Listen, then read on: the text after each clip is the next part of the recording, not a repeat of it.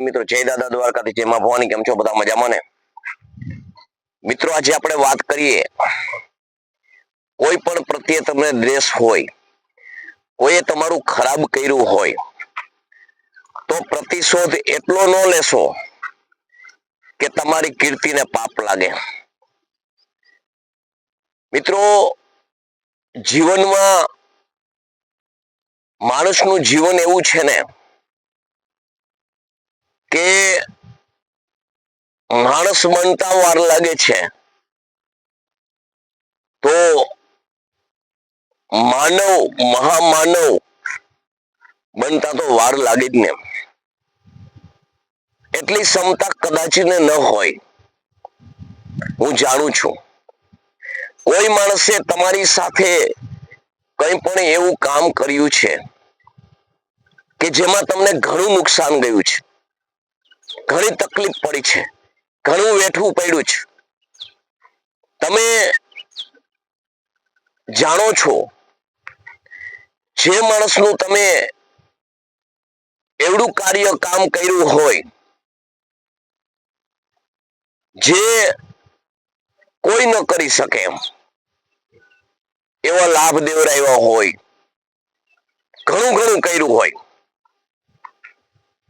પણ એ માણસ ઉપર તમને ભરોસો હોય અને એના સાતમા પડદે નીચ પ્રકૃતિ હોય ને તો એ આવીને ઊભી જ રહે.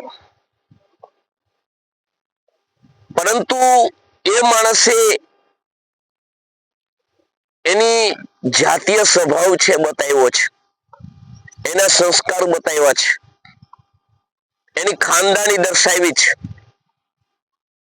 ખોટું કરવું, ખોટું બોલવું, ખોટું ખાવું, ખોટામાં મીટ રાખવી, સત્યતા છુપાવી, વારંવાર બોલવું તે ફરી જવું, જાહેરમાં બોલીને ફરી જવું, કોઈની વચ્ચે હોય અને ફરી જવું,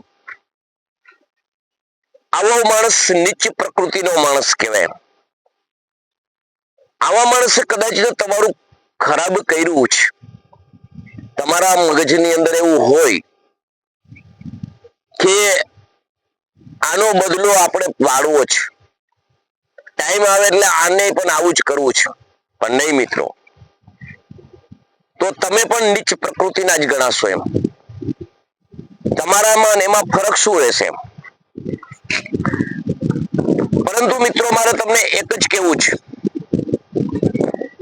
કે કદાચ તો તમને પ્રતિશોધની ભાવના આવે અને તમારે પ્રતિશોધ કરવો હોય ને તો અહીંયા સુધી કરજો કે તમારી કીર્તિ એના જેમ કલંકિત ન થાય, તમને પાતક ન લાગે. જે વસ્તુ ઉપર તમારો ખેદ કર્યો છે એ વસ્તુ ઉપર કરજો, પણ એને હીન કક્ષાનું કૃત્ય કર્યું હોય તો એવું તમે ન કરશો. કારણ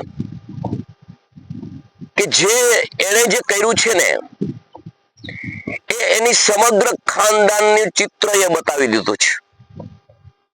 એ માણસે એની પરંપરાગત એના 3 ઉજ્જવળ કુટુંબને બતાવી દીધા છે.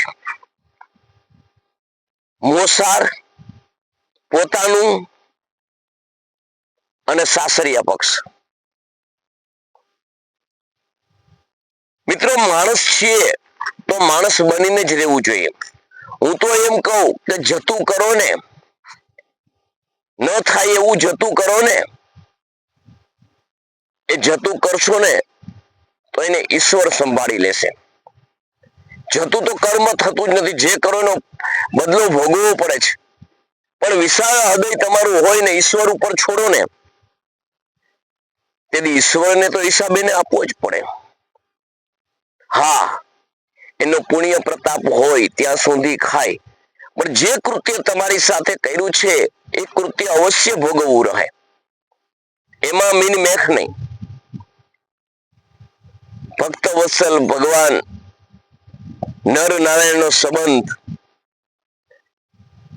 અને જે ધર્મનો રક્ષક, ધર્મનો સ્થાપક એવો જો અર્જુન હોય એવા ગાઢ સંબંધ પૂર્ણ પુરુષોત્તમ ભગવાન યોગેશ્વર સાથે હોય અને એને દરની ઠોકર ખાવી પડી હોય, એને કર્મ પ્રમાણે ચાલવું પડ્યું હોય તો આપણે શું? પણ આપણે જાણીએ છીએ કે છતાં મન શુદ્ધ રાખીને કર્મ કરવા વાળો એ અર્જુન, ભગવાન ઉપર વિશ્વાસ રાખી આગળ ધપવા વાળો એ અર્જુન સર્વત્ર ભગવાનને જ્યારે સોંપ્યું ત્યારે તમે જાણો છો કે કૌરવ કુળની શું દશા થઈ. એટલે મારો કહેવાનો મતલબ એક જ કે તમને એવું થતું હશે કે આપણું આ એક ખરાબ કર્યું તો આપણે ખરાબ કરવું. હું તો એમ કહું ન કરું ને છતાં તમારાથી થતું હોય તો એટલી પ્રતિશોધની ભાવના રાખજો કે પાતકી ન બનતા એમ, મહાપાતકી ન બનતા એમ. તમને આર્થિક રીતે નુકસાન કર્યું હોય, તમને માનસિક રીતે પીડા આપી હોય, તમને વ્યવહારિક રીતે તકલીફ આપી હોય, તમને ધંધાકીય તકલીફ આપી હોય, એવી પ્રતિશોધ હોય તો એ સામાન્ય છે. પરંતુ તમારી ઇજ્જત આબરૂ ઉપર હોય, તમારી તકલીફ, તમારા હીન કક્ષાનું કૃત્ય કર્યું, મારામારી કર્યું હોય, ન કહેવાના વેણ કર્યા હોય, એવી પ્રતિશોધ તમે ન કરશો. તકલીફ હોય ને તો ભગવાન પાસે જ્યારે પૂજા કરો ને, બે આંસુ પાડી અને એને સોંપી દેજો કે ભગવાન આવું હીન કક્ષાનું કૃત્ય હું કરવા માંગતો નથી, પણ હૃદયને બહુ ડંખે છે. ભગવાન તું હિસાબ કરાવજે. ચોક્કસ ઈશ્વર કરાવશે હિસાબ, એમાં મીન મેખ વગરની વાત નથી. એમ તમે જાણો છો